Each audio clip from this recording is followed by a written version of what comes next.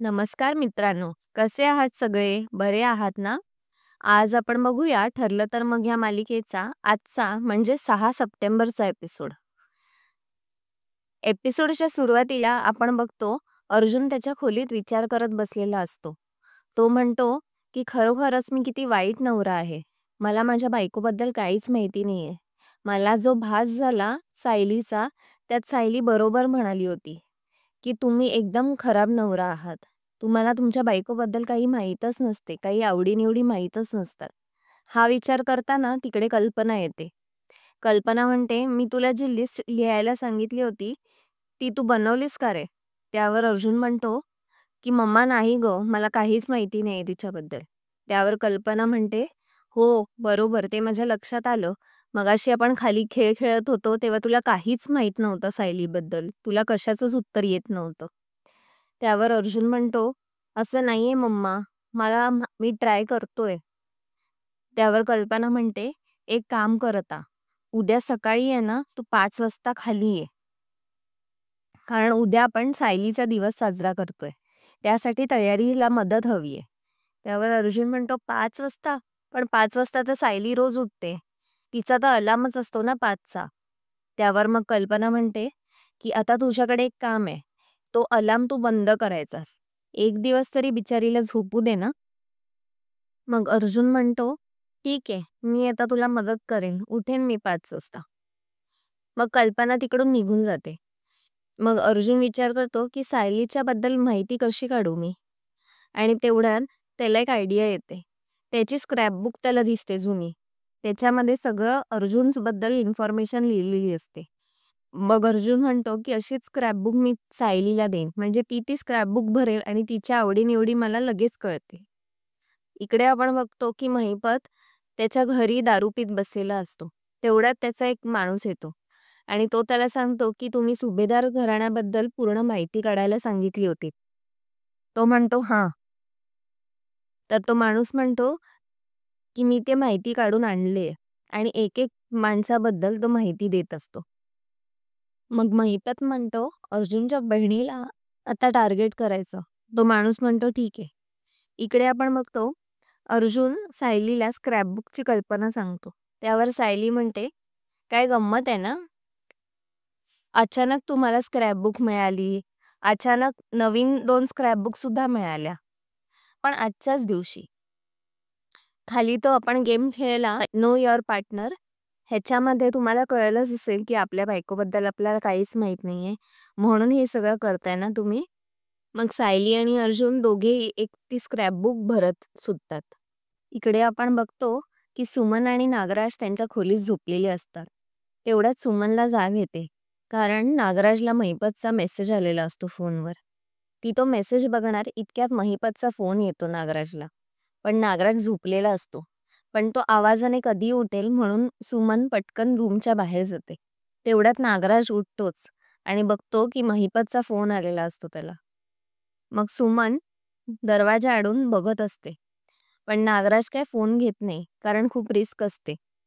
मग सुमन आतमध्ये येते आणि म्हणते, "ओ तुम्ही जागे कसे आता?" त्यावर नागराज म्हणतो, "काही नाही असाच उठला होतो." "तू कशी काय उठलेलीस?" त्यावर सुमन म्हणते, "मी पाणी प्यायला गेले होते. आता झोपते परत." मग आपण बघतो अर्जुन आणि सायली त्यांच्या खोलीत झोपलेले असतात आणि सायलीला एकदम गाढ झोप लागलेली असते. त्यावेळी अर्जुन म्हणतो, "हीच वेळ आहे सायलीचा अलार्म बंद करण्याची." आणि मग तो पटकन तिचा अलार्म ऑफ करून टाकतो. दुसऱ्या दिवशी सकाळी आपण बघतो, कल्पना प्रतापराव अर्जुनची वाट बघत असतात खाली उभे राहून. ते म्हणत असतात, "ह्याला सांगितलं होतं ना 5 वाजता उठून खाली ये. आता तर 6 वाजत आले.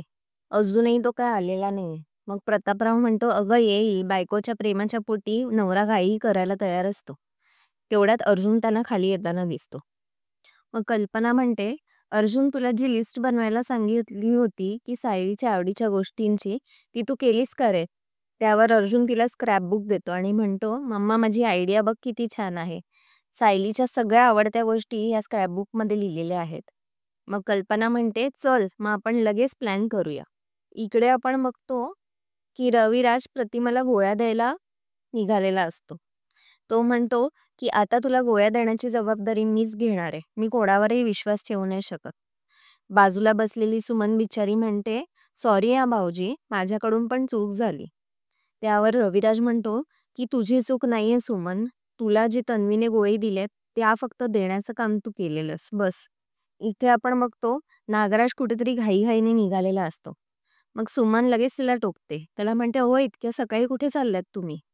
नागराज म्हणतो, "तुला कळत नाही का? कुठे जाताना सारखं टोकू नकोस मला. मला एका मित्राकडे जायचंय, नाश्ता पण तिथेच मी करून घे." आणि तो निघून जातो. सुमनच्या मनात येतं, हे नक्कीच महिपतला भेटायला चाललेले असणार. आता हे कळल्याशिवाय मी तर स्वस्थ बसणार नाही. ह्यांच्या मागोमाग जावंच लागेल मला. आणि ती पटकन तिचे काम सोडून तडतडा निघायला चालू होते. मग रविराज म्हणतो, "अगं कुठे चाललीस तू?" त्यावर सुमन म्हणते, "ओ मला ना जरा मार्केटला जायचंय, आत्ताच जाणं महत्वाचं आहे." पण प्रतिमा म्हणते, "ठीक आहे, नाश्ता कर, नाश्ता झाला की मग आपण दोघी जाऊ." त्यावर सुमन म्हणते, "नको, ऊन खूप होईल आणि तुम्हाला त्याचा खूप त्रास होईल. मीच निघते हां." मग प्रतिमा आणि रविराज एकमेकांकडे बघून म्हणतात, की "सुमनचं नक्की काय चाललंय?" प्रतिमा म्हणते, की "हल्ली ती खूप अस्वस्थ असते. तिच्या मनात काय बरं चालू असेल?" इकडे आपण बघतो, की सायलीला जस्ट जाग येत असते. तेवढ्यात तिकडे अर्जुन येतो आणि सायली एकदम ताडकन उभी राहते आणि म्हणते, "तुम्ही कसे काय जागे आहात? आणि एवढा उजेड म्हणजे किती वाजलेत? मी जास्त झोपून राहिले की काय?" आणि ती बघते घड्याळात तर 7 वाजलेले असतात. अर्जुन लगेच म्हणतो, "हां, ठीक आहे, 7 वाजलेत, काही जास्त वेळ नाही झालाय."